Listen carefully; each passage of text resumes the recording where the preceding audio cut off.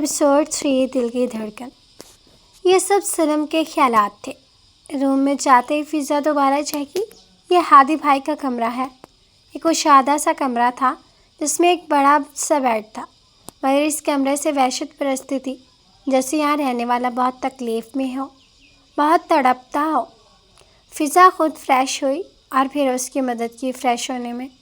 پھر دونوں نے بہت مشکل سے کھانا کھایا۔ کھانا کھانے کے دوران بھی فضا زہرا باجی کا دماغ کھاتی رہی اور وہ اس کی باتوں کا جواب دیتی رہی۔ صنم کچھ نہ بولی، بس خاموشی سے کھانا کھایا۔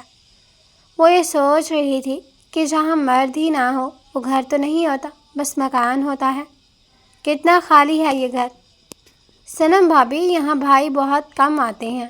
یہاں جب بھائی کو اسپتال بند کرنا پڑتا ہے نا، رات کو بس تب آتے ہیں یہاں۔ لیکن اب تو آپ آ گئی ہیں نا، اب تو روز آیا کریں گے، فضا شوخی سے بولی، اور صنم نے صرف مسکرانے پر اتفاق کیا۔ رات وہ لوگ ہادی کے کمرے میں ہی سوئے اور صنم ایک دو بار خوف سے اٹھی، لیکن پھر فضا کے ریلیکس کرنے پر دوبارہ سو جاتی۔ اب کی صنم کی آنکھ روم میں روشنی کی وجہ سے کھلی۔ صنم اٹھ کر بیٹھی۔ فضا فجر کی نماز پڑھ کر دعا مانگ رہی تھی۔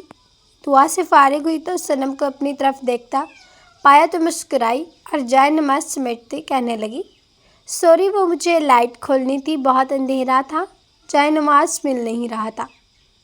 کوئی بات نہیں، ابھی تم کیا کرو گی؟ صنم نے پوچھا۔ آرام سے سوؤں گی۔ آج تم بھی سو جاؤ، صبح کی 10 بجے۔ پھر روشنی کی وجہ سے صنم کی بھی آنکھ کھل گئی۔ فضا بالوں میں برش چلا رہی تھی۔ صنم کو بیٹھا دیکھ کر مسکرائی، ارے تم اٹھ گئی، چلو اچھا ہے، ساتھ کھانا کھا لیں گے، فضا خوشگوار انداز میں کہتی صنم کی طرف آئی اور اسے اٹھنے میں مدد دی، پھر فریش ہونے میں مدد دی۔ پھر دونوں نے کھانا کھایا اور فضا صنم کو آج کی روٹین بتا رہی تھی کہ آج مس زیب آئیں گی، مطلب ڈاکٹر زیب آئیں گی اور آپ کی ڈریسنگ کر کے جائیں گی، اور آپ پلیز ان کو تنگ نہیں کرنا، وہ بہت غصے میں آپ پر۔ فضا ملتجی انداز میں بولی، اچھا؟ صنم نے کچھ بڑے سائز کا اچھا کہا۔ پلیز، فضا ہاتھ جوڑتے ہوئے بولی۔ اوکے، صنم نے کہا اور دل میں سوچا یہ ہادی کم تھا جو اب اس میں زیب کے بھی نخرے برداشت کروں۔ صنم نے چل کر سوچا۔ ہادی کا ذکر کرتے دل میں کچھ بہت زور سے ٹوٹا تھا۔ ایک بار پلٹ کر بھی نہ دیکھا۔ صحیح ہے، انسان غصے میں بول دیتا ہے، اب اس میں ایسا کیا ناراض ہونا، جیسے میں اس کی بیوی نہیں، بوجھ ہوں۔ ہاں، بوجھ ہی تو ہوں، ایک قدم تو اپنی مرضی سے اٹھا نہیں سکتی میں، کہاں پورا پورا دن کام کرنا اور کہاں ایک قدم کے لیے بھی محتاج ہو جانا۔ یہ سوچ کر صنم کو اپنی بے بسی پر ٹوٹ کر رونا آیا۔ اسے معلوم ہی نہیں تھا کب اس کی آنکھوں سے موتی ٹوٹ کر گرنے لگے۔ کیا ہوا؟ آپ کو کہیں درد ہو رہا ہے کیا؟ فضا، جو کب سے صنم کے تاثرات سمجھنے کی کوشش کر رہی تھی، اب کہ اسے روتا دیکھ کر متفکر سے پوچھنے لگی۔ صنم نے چونک کر فضا کو دیکھا اور نفی میں گردن ہلائی۔ فضا اس کے کندھے پر ہاتھ رکھ کر پوچھنے لگی، کیا ہوا ہے، بولیں؟ صنم کو ایک بار دورہ پڑا اور اب کہ وہ پہلے سے زیادہ شدید تھا۔ پاگل سمجھا ہے کیا مجھے؟ سب نے ہمدردی کی آڑ میں میرا بھروسہ جیتنا چاہتے ہو؟ ہاں، میں پاگل نہیں ہوں، سنا تم نے؟ یہ کہتے ہوئے صنم نے فضا کا ہاتھ زور سے جھٹک دیا۔ کیوں کر رہی ہو میری پرواہ؟ ہاں کیوں؟ 2 دن میرے ساتھ رہو گی، مجھے ہمدردی دکھاؤ گی اور میں تم پر بھروسہ کر لوں گی، اور پھر سب کی طرح تم بھی چلی جاؤ گی اور میں دوبارہ بے مول ہو جاؤں گی۔ نہیں دکھاؤ یہ چھوٹی ہمدردی، مت کرو یہ ناٹک۔ دونوں بھائی بہن، وہ بھی چلا گیا، دیکھا چلا گیا ہے تمہارا بھائی، وہ بھی نہیں آئے گا، جھوٹا ہے وہ بھی، جھوٹا مجھ سے میری آپی چھین لی، لٹیرا ہے لٹیرا، سمجھے تم؟ صنم کی آواز اتنی زیادہ تھی کہ گھر کا ہر کونا لرز گیا۔ یہ تو امن کا عادی تھا، کہاں سنی تھی یہ چیخو پکار؟ فضا تو یک ٹک صنم کو ہی دیکھ رہی تھی جو 2 ٹرسٹ چلانے والے کو لٹیرا بول رہی تھی۔ ثانیہ کو تو اس نے خود ہادی کی منتیں کرتے دیکھا تھا، وہ ابھی بھی بول رہی تھی، مگر فضا کی ہمت جواب دے چکی تھی، اس لیے وہ ایسے ہی باہر نکل گئی جہاں گل بابا اس کے منتظر تھے۔ گاڑی میں بیٹھے ہی صنم کی باتوں کو سوچتی سر تھام گئی۔ فضا گاڑی میں سر تھامے بیٹھی تھی اور سوچ سوچ کر پریشان ہو رہی تھی کہ یہ کیسی لڑکی شامل ہو گئی ہے ہادی بھائی کی زندگی میں۔ ان کا دل تو اتنا زخمی ہے، وہ کیسے سنبھالیں گے؟ وہ تو خود ایک ٹوٹے بکھرے شخص ہے، وہ کیسے روز صنم کی باتیں برداشت کریں گے؟ یا اللہ میرے بھائی کی زندگی آسان کر دے، وہ تو زخمی روح والے انسان ہیں۔ دل ہی دل میں دعا کرتی وہ آنکھیں موند گئی۔ وہ سب کچھ جانتی تھی کہ ہادی کے بارے میں، ایک وہ اور فیضی ہی تو تھے جو اسکول لائف سے ہادی کے دوست تھے، اور اس دوستی میں بھی ان دونوں کا ہی ہاتھ تھا، لیکن وہ دونوں صرف ہادی کی دل جوئی ہی کر پاتے، اس سے زیادہ کچھ نہیں۔ وہ ایک خاموش اور اپنے ماحول میں بند رہنے والا بچہ تھا، بس اپنے کام سے کام رکھنے والا بچہ تھا جس کی آنکھیں ہمیشہ سوجی ہوئی ہوتی۔ وہ تو اپنی زندگی کے معاملات بھی نہیں بتاتا تھا، اپنی زندگی کے معاملات، لیکن اس کا ہر مسئلہ اسکول میں ہی آ جاتا۔ اتنی تکلیف والی زندگی تھی کہ گل بابا کی آواز اسے ہوش میں لائی، فضا بی بی ہسپتال آ گیا۔ وہ چونک کر سیدھی ہوئی اور گاڑی سے اترتی بابا کو اپنا جزاک مسئلہ اللہ کچھ کہتی آگے سوچ کر بڑھتی۔ فیض کو بتایا آج تو وہ فضا اور بھی شدید پریشان ٹینشن ہو میں گیا۔ تھی۔ اب کیا ہوگا فضا؟ وہ متفکر سا پوچھنے لگا۔ بھائی کو بلا لیتے ہیں، فضا کچھ سوچتے ہوئے بولی۔ کیا بول رہے ہو؟ وہ کچھ بول دیں گی تو بھائی کیسے سنبھلیں گے؟ فیضی تم کو معلوم ہے میں نے ان کی ساری باتیں سنی ہیں۔ بوکھلاہٹ میں یہ سمجھ ہی نہ پائی کہ وہ ہر چیز سے زیادہ ہادی بھائی کے جانے سے ڈپریس تھی۔ ان کو میری زارا بی بی، مس اور سوری ڈاکٹر زیب کی بھی ضرورت نہیں ہے، ان کو ہادی بھائی کی ضرورت ہے۔ وہ دونوں زخمی دلوں کے مالک ہیں اور دونوں ایک مضبوط رشتہ رکھتے ہیں، دونوں کو اپنا ہمراز مل جائے گا، سمجھے تم کہ نہیں؟ فیضی نے تائیدی انداز میں سر ہلایا اور شوخی سے بولا، زیادہ ٹائم گزارا کرو میرے ساتھ، ہوشیار ہوتی جا رہی ہو میری طرح۔ اس کی بات فضا زور سے ہنسی اور بولی، میری بلی اور مجھے سے میاں، واہ جناب۔ فضا کے جاتے ہی صنم کو کتنی دیر تک گرجتی رہی اور زارا باجی شل ہوتے وجود کے ساتھ سنتی رہی۔ قریباً 1 گھنٹے تک وہ چیختی رہی اور پھر بے ہوش ہو گئی۔ زارا باجی جو اب تک پریشان کھڑی تھی، صنم کے پاس آئی اور اسے ہوش میں لانے کی کوشش کی۔ جب وہ نہ اٹھی تو فضا کو کال ملائی۔ وہ دونوں ہادی کو لانے کا سوچ چکے تھے، اب فیضی کال کرنے گیا تھا۔ جب فضا کا فون بجا، فون اٹھتے ہی زارا باجی کی پریشان آواز گونجی، فضا بیٹا، جی کوئی پریشانی ہے کیا باجی؟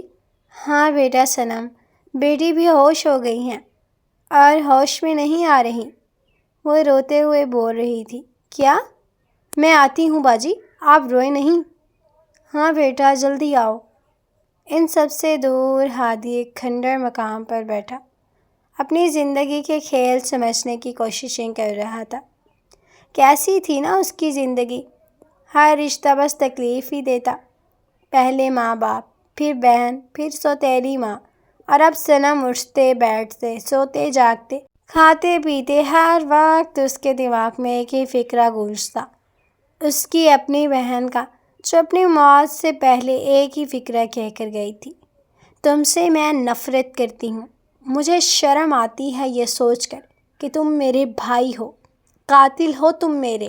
اور دم توڑ گئی شیزا، ہادی کی بہن، اپنے آخری وقت میں یہ جملہ کہہ گئی، اور وہ 2 سال سے اس گلٹ کے ساتھ جی رہا تھا کہ وہ قاتل ہے اپنی بہن کا۔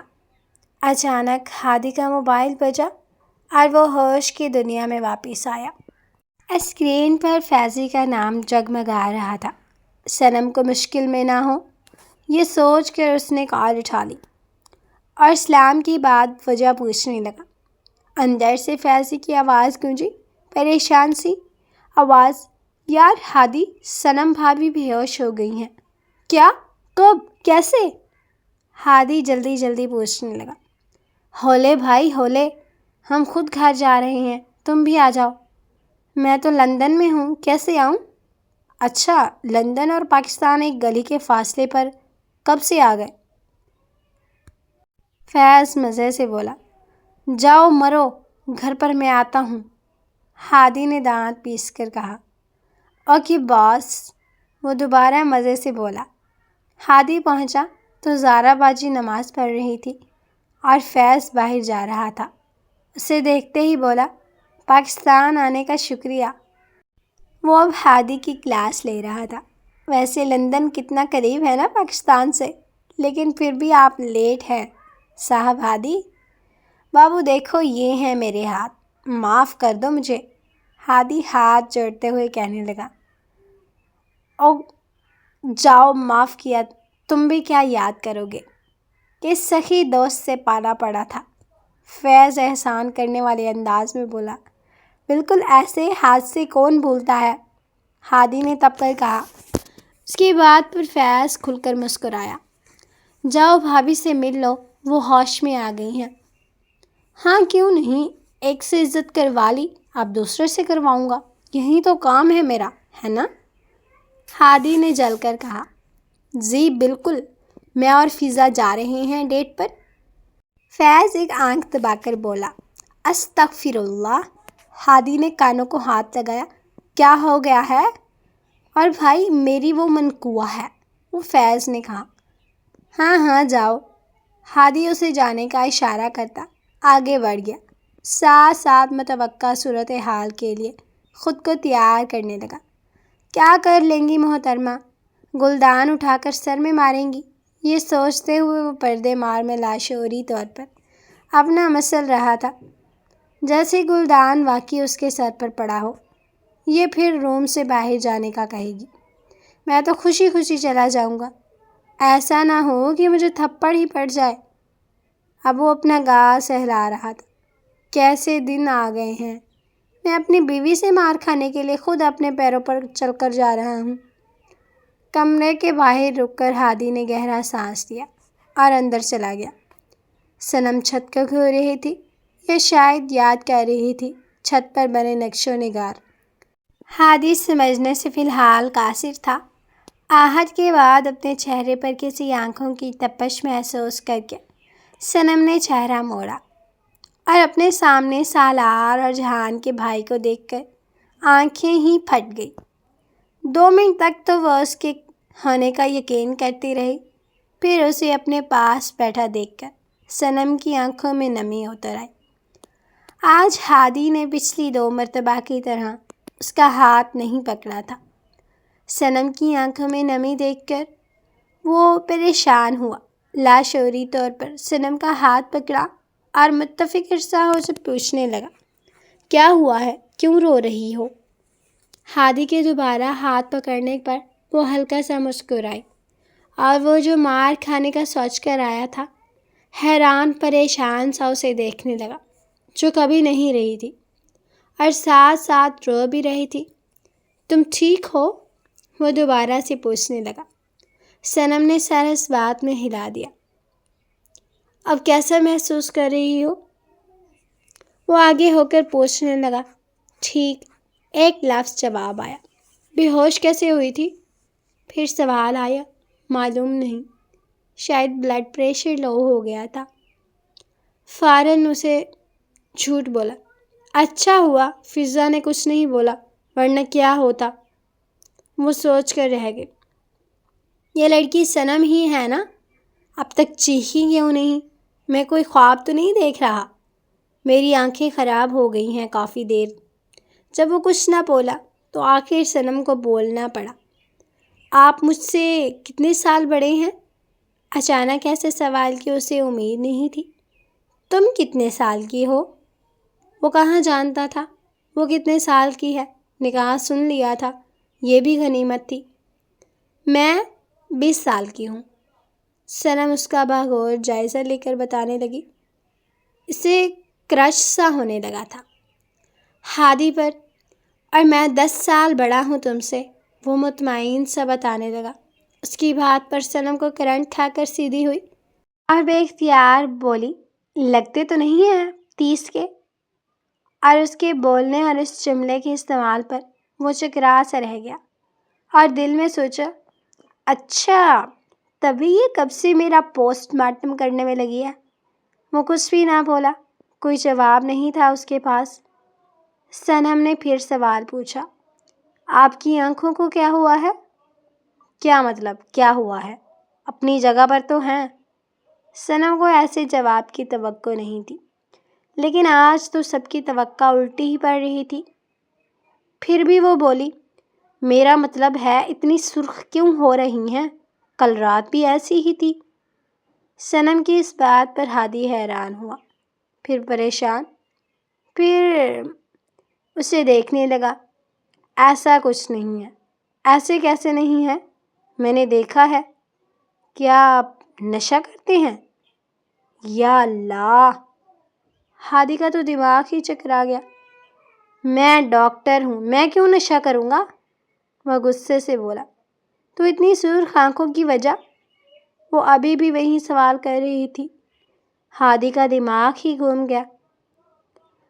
اب وہ کل کی بنی ہوئی بیوی کو کیسے بتاتا کہ وہ اپنا غم اس قدر تک ضبط کر لیا ہے کہ اس کی آنکھیں ایسے ہی رہتی ہیں۔